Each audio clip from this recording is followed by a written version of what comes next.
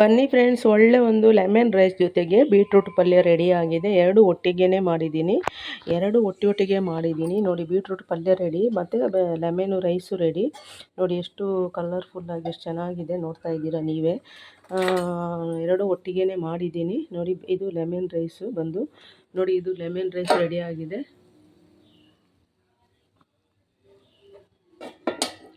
ಇಲ್ಲಿ ಬೀಟ್ರೂಟ್ ಪಲ್ಯನೂ ರೆಡಿಯಾಗಿದೆ. ಎರಡು ಒಟ್ಟಿಗೆ ಮಾಡಿದ್ದೀನಿ. ಎರಡು ವೀಡಿಯೋ ಒಟ್ಟಿಗೆ ಹಾಕ್ತೀನಿ. ಫುಲ್ ವೀಡಿಯೋ ನೋಡಿ ನನಗೆ ಸಬ್ಸ್ಕ್ರೈಬ್ ಮಾಡ್ಕೊಳ್ಳಿ ಮತ್ತು ಕಮೆಂಟ್ ಹಾಕಿ ಹೇಗಿದೆ ನನ್ನ ಇವತ್ತಿನ ಅಡುಗೆ ಅಂತ ನೋಡಿ. ಇಷ್ಟೆಲ್ಲ ರೆಡಿಯಾಗಿದೆ. ಥ್ಯಾಂಕ್ ಯು ಸೋ ಮಚ್ ಯಾರೆಲ್ಲ ಇಷ್ಟೊತ್ತು ನನ್ನ ವೀಡಿಯೋ ನೋಡಿದ್ದೀರಾ. ಎಲ್ಲರಿಗೂ ಹೆಂಗೆ ಮಾಡೋದು ಅಂತ ನೋಡ್ಕೊಬನ್ನಿ.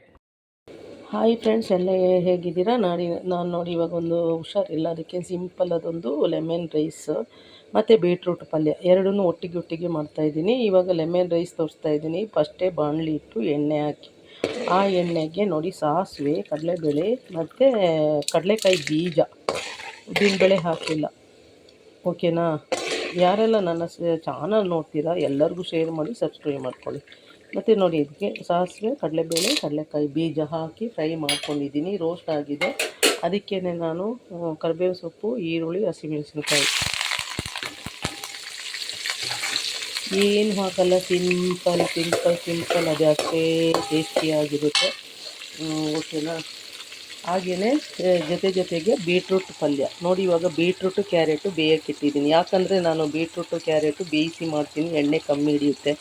ಎಣ್ಣೆಲೇ ಒಗ್ಗರಣೆ ಹಾಕಿದ್ರೆ ಜಾಸ್ತಿ ಎಣ್ಣೆ ಹಿಡಿಯುತ್ತೆ. ಅದರಿಂದ ಬೀಟ್ರೂಟು ಕ್ಯಾರೆಟ್ ಕಟ್ ಮಾಡಿ ಬೇಯಕ್ಕಿಟ್ಟಿದ್ದೀನಿ. ಸುಮ್ಮನೆ ನೀರು ಹಾಕಿ ಬೇಯ್ತಾ ಇದೆ. ಇವಾಗ ನೋಡಿ, ಇಲ್ಲಿ ಚೆನ್ನಾಗಿ ಬಾಡಿಸ್ಕೊಳ್ಳಿ. ಚೆನ್ನಾಗಿ ರೋಸ್ಟ್ ಆಗಬೇಕು. ಏನು ಹಾಕಲ್ಲ, ಸಿಂಪಲ್. ನಾನು ಮಾಡೋ ಅಡುಗೆನೇ ಸಿಂಪಲ್. ಇವಾಗ ಎರಡು ನಿಂಬೆ ರಸ ಇಟ್ಟಿದ್ದೀನಿ. ಎರಡು ನಿಂಬೆಹಣ್ಣು ರಸ, ಯಾಕಂದರೆ ಸ್ವಲ್ಪ ಹುಳಿ ಇದ್ದರೆ ಚೆನ್ನಾಗಿರುತ್ತೆ. ಇವಾಗ ಇದು ಚೆನ್ನಾಗಿ ರೋಸ್ಟ್ ಆಗ್ತಾಯಿದೆ. ಇನ್ನೇನು ಹಾಕಲ್ಲ ನೋಡಿ. ಇಷ್ಟೇ ಕಡಲೆಕಾಯಿ ಬೀಜ, ಕಡಲೆಬೇಳೆ, ಈರುಳ್ಳಿ, ಕರಿಬೇವು ಸೊಪ್ಪು, ಹಸಿಮೆಣಸಿನ್ಕಾಯಿ. ಇವಾಗ ರೋಸ್ಟ್ ಆಗಿದೆ, ಚೆನ್ನಾಗಿ ರೋಸ್ಟ್ ಆಗಿದೆ. ಅದಕ್ಕೇ ನಾನು ಅರಿಶಿನ ಹಾಕ್ತೀನಿ ನೋಡಿ. ಅರಿಶಿನ ಹಾಕಿದ್ದೀನಿ. ಇದಕ್ಕೆ ಅರಿಶಿನ ಹಾಕಿ ಚೆನ್ನಾಗಿ ಫ್ರೈ ಮಾಡಿ ಫ್ರೆಂಡ್ಸ್. ಫ್ರೈ ಮಾಡಿದ್ಮೇಲೆ ನೋಡಿ, ರುಚಿಗೆ ತಕ್ಕಷ್ಟು ಉಪ್ಪು ನೋಡಿ. ಉಪ್ಪು ನಿಮಗೆ ಎಷ್ಟು ಬೇಕಷ್ಟು ರುಚಿಗೆ ಈ ಥರ ಹಾಕಿ ನೋಡಿ. ನಮಗೆ 1 kg ರೈಸಿಗೆ ಮಾಡ್ತಾ ಇರೋದು, ಇಷ್ಟ ಹಾಕ್ತಾ ಇದ್ದೀನಿ. ಚೆನ್ನಾಗಿ ಆಡಿಸಿ ಆಯಿತಾ? ಆಮೇಲೆ ನೋಡಿ, ಒಂದು ಟಿಪ್ಸ್ ಹೇಳ್ತೀವಿ ನಿಮಗೆ. ಇದು ಹೊಸ ಟಿಪ್ಸು. ಈ ಟಿಪ್ಸು ಯೂಸ್ ಮಾಡಿ, ತುಂಬ ಚೆನ್ನಾಗಿರುತ್ತೆ. ಒಂದೇ ಒಂದು ಚಿಟಿಕೆ ಸಕ್ಕರೆ ನೋಡಿ. ಹುಳಿಗೆ ಸ್ವಲ್ಪ ಸಕ್ಕರೆ ಬೆರೆಸಿದ್ರೆ ತುಂಬ ಚೆನ್ನಾಗಿರುತ್ತೆ ಅಂತ ಸ್ವಲ್ಪ ಸಕ್ಕರೆ ಇಷ್ಟೊಂದು ಚೆನ್ನಾಗಿ ಹಾಕಿಸಿ, ಆಮೇಲೆ ಅದಕ್ಕೆ ಕೊತ್ತಂಬರಿ ಸೊಪ್ಪು ಚೆನ್ನಾಗಿ ಫ್ರೈ ಮಾಡಿ. ಇಲ್ಲಿ ಕ್ಯಾರೆಟು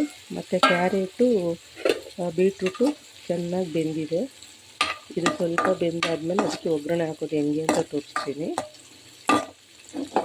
ಬೀಟ್ರೂಟು ಪಲ್ಯ, ಕ್ಯಾರೆಟು ಬೀಟ್ರೂಟ್ ಮಿಕ್ಸ್ ಮಾಡಿ ಪಲ್ಯ ಮಾಡಿ ಚಿತ್ರಾನ್ನ ಜೊತೆ ನಂಚ್ಕೊಳ್ಳೋಕ್ಕೆ ತುಂಬ ಚೆನ್ನಾಗಿರುತ್ತೆ ನೋಡಿ. ಇವಾಗ ಎಲ್ಲ ಆಯಿತು. ಇನ್ನೇನಿಲ್ಲ, ಇಷ್ಟೇ. ಗ್ಯಾಸ್ ಆಫ್ ಮಾಡಿದ ನಂತರ ನಿಂಬೆಹಣ್ಣು ಸೇರಿಸಿ, ಆಮೇಲೆ ಸೇರಿಸಿ ನಿಂಬೆಹಣ್ಣು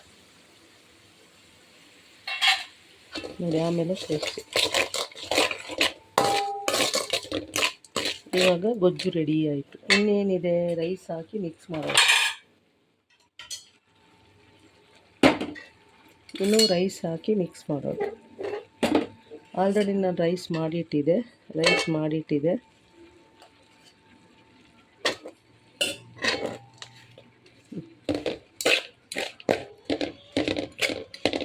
ನಾನು ಎಲ್ಲ ರೈಸನ್ನು ಹಾಕಿ ಚೆನ್ನಾಗಿ ಮಿಕ್ಸ್ ಮಾಡ್ಕೊಳ್ತೀನಿ. ಪ್ರತಿ ರೈಸ್ ಹಾಕಿ ಮಿಕ್ಸ್ ಮಾಡಿ.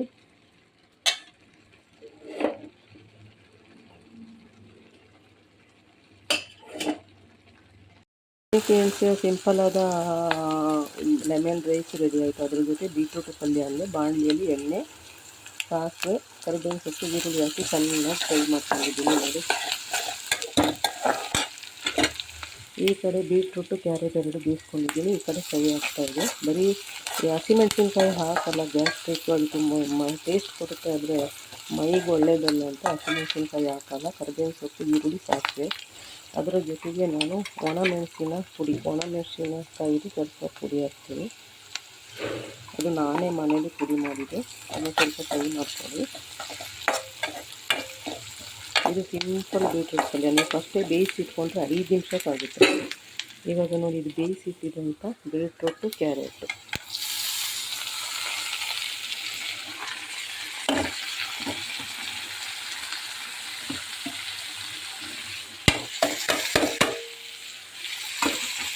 ಬೇಯಿಸಿದಂಥ ಬೀಟ್ರೂಟು ಕ್ಯಾರೆಟು ಹಾಕಿದ್ದೀನಿ. ಅದಕ್ಕೆ ಸ್ವಲ್ಪ ನಿಮಗೆ ಎಷ್ಟು ಬೇಕಷ್ಟು ಉಪ್ಪು, ಪೌಡ್ರ್ ಉಪ್ಪು, ಸ್ವಲ್ಪ ಅರಿಶಿನ,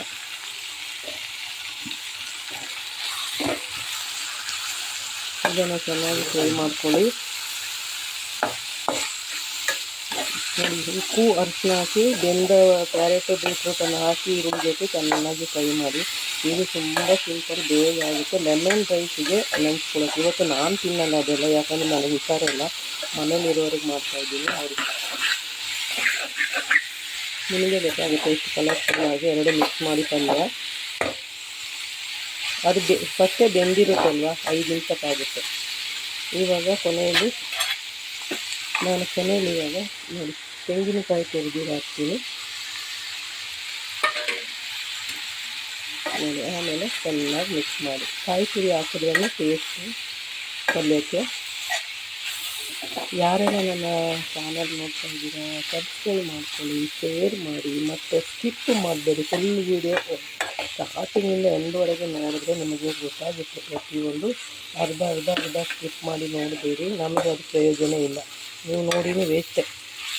ಆ ಥರ ಮಾಡಿದ್ರೆ ನೀವು ನೋಡಿನೇ ವೇಸ್ಟೆ. ನೋಡಿ ಫ್ರೆಂಡ್ಸ್, ಇವಾಗ 5 ನಿಮಿಷಕ್ಕೆ ಪಲ್ಯ ರೆಡಿ.